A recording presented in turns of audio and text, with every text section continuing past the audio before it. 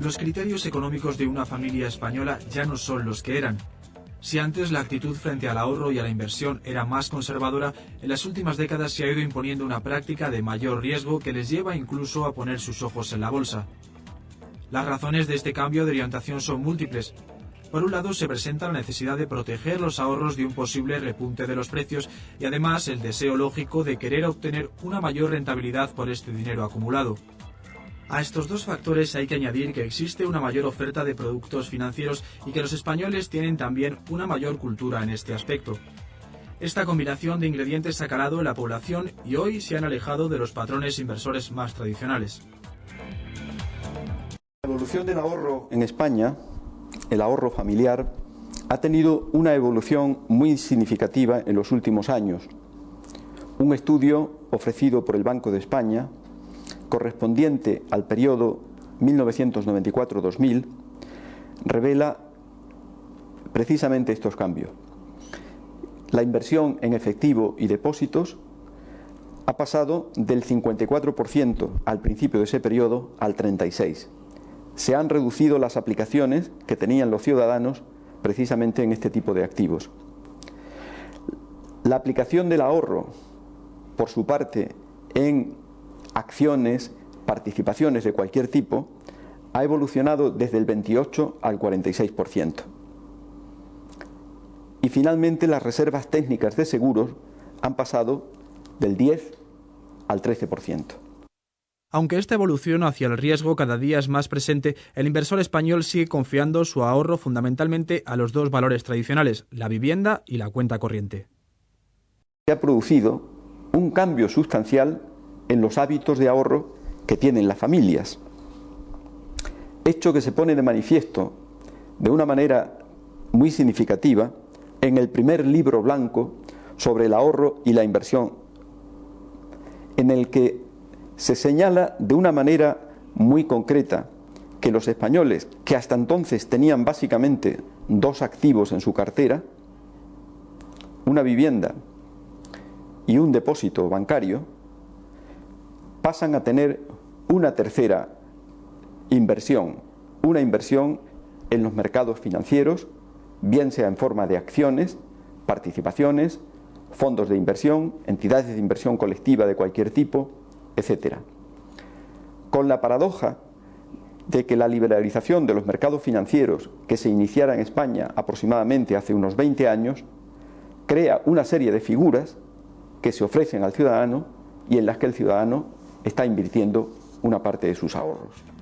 En nuestro país los inversores familiares no siempre dominan los mecanismos de participación en los mercados de valores.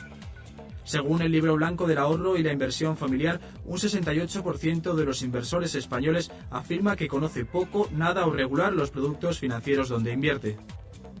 Es interesante, lógicamente, para una persona que se acerque por primera vez a la bolsa, ya sea pues a la Bolsa de Madrid o a alguno de los parquets, pues saber realmente el mecanismo operativo para invertir. Yo en concreto, pues modestamente recomendaría a un inversor particular pues que abriera una cuenta, si va a invertir o a especular en la bolsa, pues que abriera al inversor una cuenta en una sociedad de valores o en una agencia de valores donde las comisiones le saldrán más económicas que no en un banco, en una caja de ahorros. Luego, pues lógicamente en una sociedad de bolsa tiene más, digamos, más facilidad para que le tome el broker la orden de compra y de venta con menores comisiones. Eso sí, yo recomendaría pues que la sociedad o la agencia de valores estuviera pues estuviera inscrita en la Comisión Nacional y fuera una empresa de solvencia para que no hubiera ningún problema con el capital. Los ahorradores además creen que los bancos y cajas no asesoran correctamente sobre los diferentes productos. Los especialistas aconsejan fijarse en una serie de parámetros que en principio orientan hacia una inversión más racional.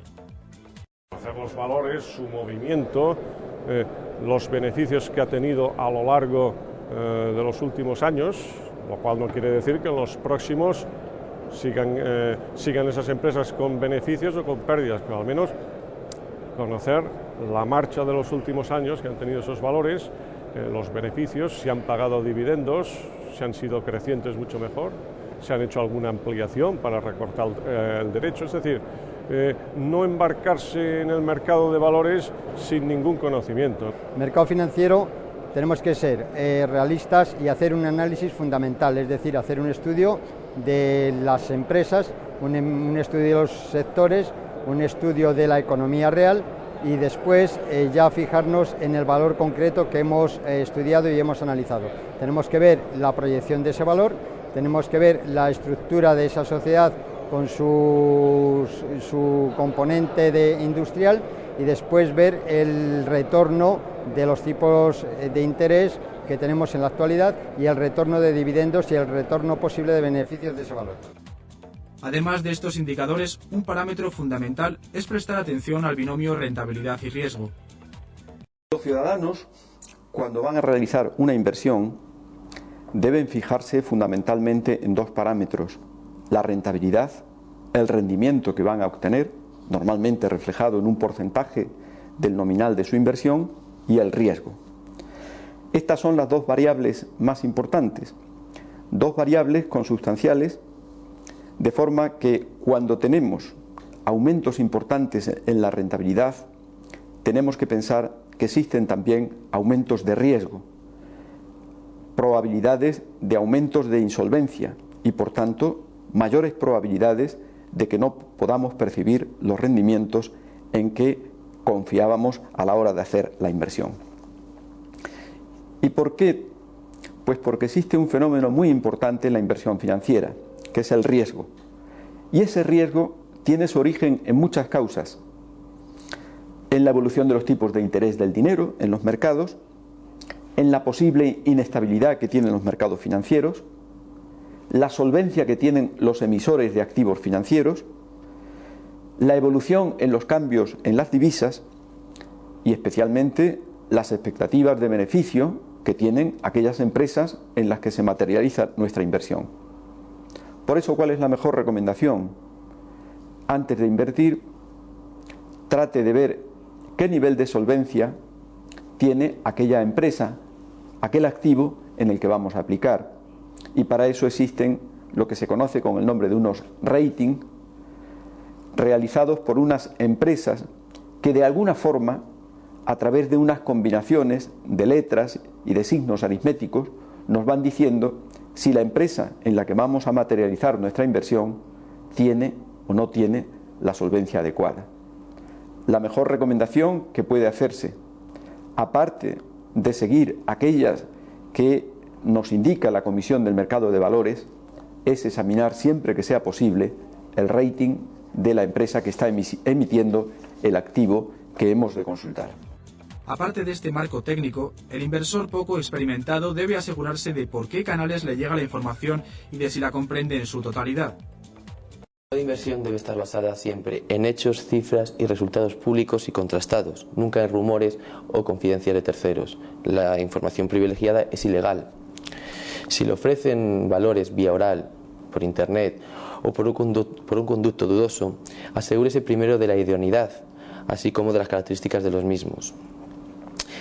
Niegue o rechace siempre las inversiones que le prometen altos niveles de rendimiento, porque tales niveles llevan asociados irremisiblemente altos niveles de riesgo. Solo las entidades registradas en la CNBV se están habilitadas para realizar tales operaciones. Desconfíe de los chiringuitos financieros y otros intermediarios que le ofertan la posibilidad de rápidos beneficios, e incluso cuando trate con entidades habilitadas, tenga en cuenta que lo que está comprometiendo es su ahorro.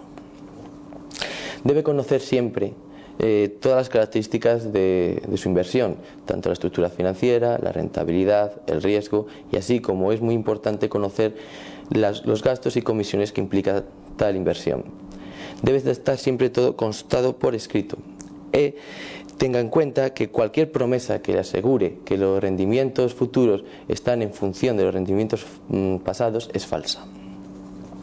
Debe tener siempre presente que operaciones o inversiones especulativas suponen altos niveles de riesgo. Y como forma de concluir, debe tener presente que una vez hecha la inversión, debe seguir dicha inversión. Las entidades tienen la obligación de dar información periódica de la evolución de la misma. En muchos casos el inversor se decide por participar en una sociedad bursátil con el ánimo de que su dinero corra menos riesgos. En el caso de las empresas de intermediación ocurre lo que en cualquier aspecto del mercado. Frente a sociedades que actúan con el mayor rigor, surgen otras caracterizadas por la falta de transparencia y el engaño. A la hora de escoger la empresa a la que confiar nuestro ahorro hay que asegurar algunos puntos. Creo que es muy importante para cualquier inversor, especialmente en los tiempos que corren y donde las entidades financieras pues un poco bombardean con nuevos productos. Yo creo que es muy importante dejarse asesorar por profesionales y hacer un poco trabajar en la línea de fiabilidad. Obviamente tenemos que hablar con entidades de primera línea que estén registradas y supervisadas por la CNMV, que al fin y al cabo es el organismo supervisor que va a defender en última instancia los intereses de los inversores. Pero en principio yo diría que buscar nivel de profesionalidad en las entidades con las que tratamos o donde ponemos nuestros ahorros a disposición es una de las partes más importantes a la hora de poder llegar a tomar decisiones de inversión. En el panorama reciente se han visto algunos casos de fraude en este sector, hecho que ha marcado la confianza del inversor. Este tipo de cosas no deberían pasar, no pasan exactamente por lo que es lícito o no es lícito, sino por acciones no ajustadas a la norma y a la ley, que a la vez están reguladas. Yo diría que también esto ha hecho mucho daño al mercado, especialmente a las entidades que lo hacen bien y que realmente cumplen con las normas y con la regulación de la ley.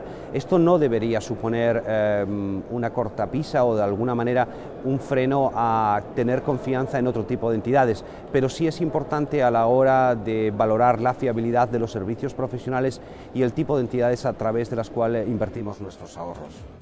Otro aspecto fundamental que tiene que tener en cuenta el ahorrador es la posibilidad de que su inversión sea poco rentable o pierda su valor.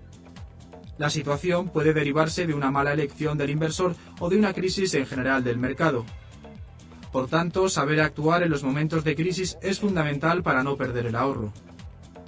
Naturalmente, todas las crisis tienen un subproducto importante y es una enseñanza acerca de lo que no debe hacerse.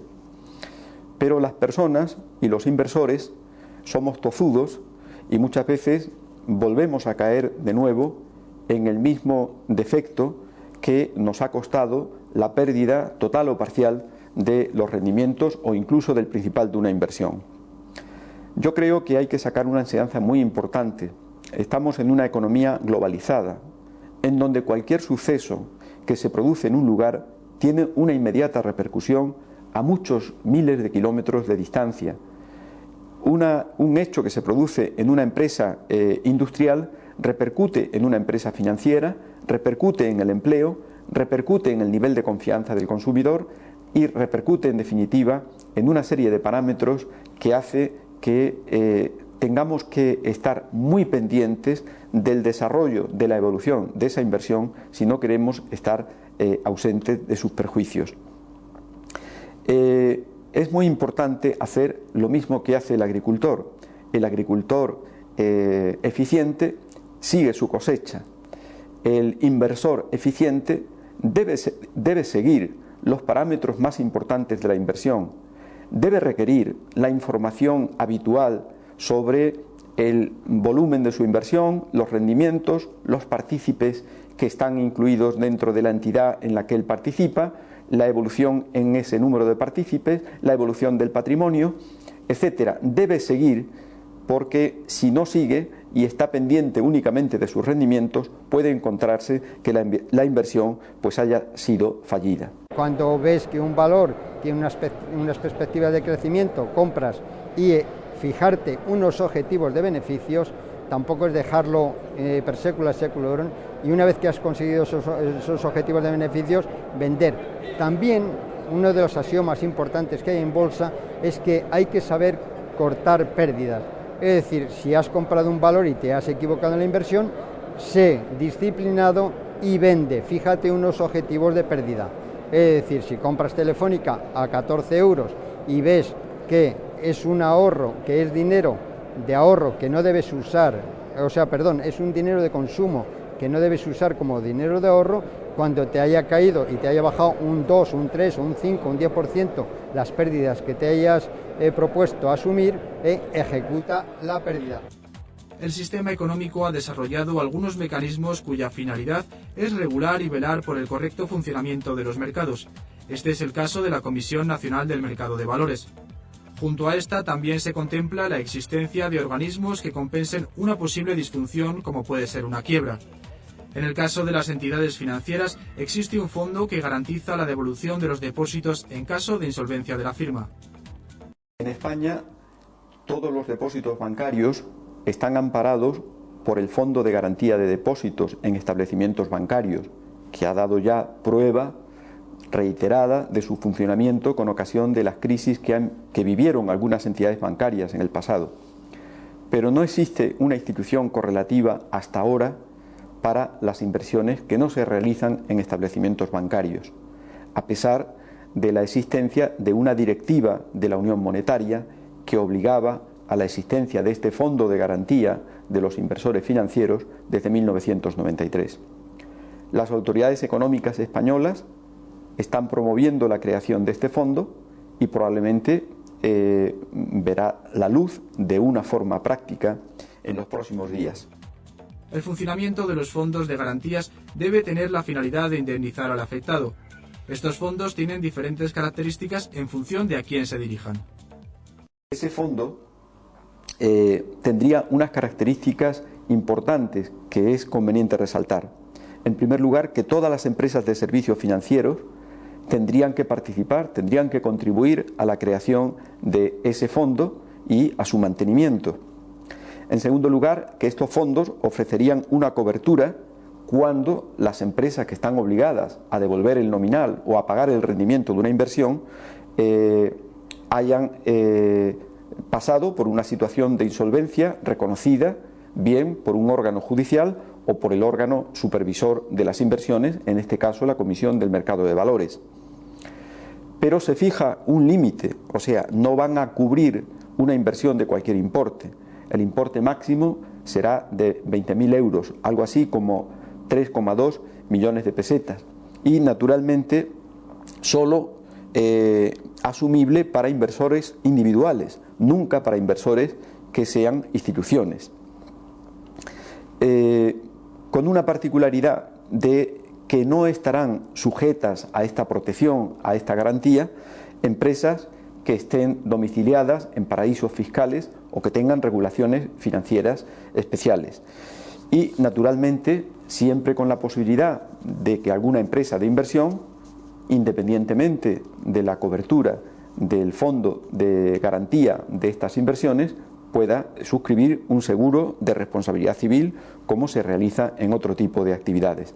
En definitiva, un perfeccionamiento legislativo que faltaba en España y que esperamos que sea evidentemente ya una realidad en los próximos días para que así el inversor tenga confianza en los mercados financieros y se puedan neutralizar o al menos amortiguar los efectos de las crisis que por las que estamos pasando en estos momentos. Aunque en los últimos años el ahorrador español se ha lanzado al mercado de acciones y ha entrado en fondos de inversión y planes de pensiones, los estudios dicen que sigue careciendo de una adecuada planificación de su ahorro y apenas posee activos financieros diferentes. Los canales para realizar inversiones, como la banca telefónica o Internet, son todavía desconocidos por la mayoría de los inversores. Sin embargo, también se espera que en el futuro los inversores sean cada vez más activos, racionales y exigentes, que comprarán más y más variado, con lo cual precisarán de un mayor asesoramiento.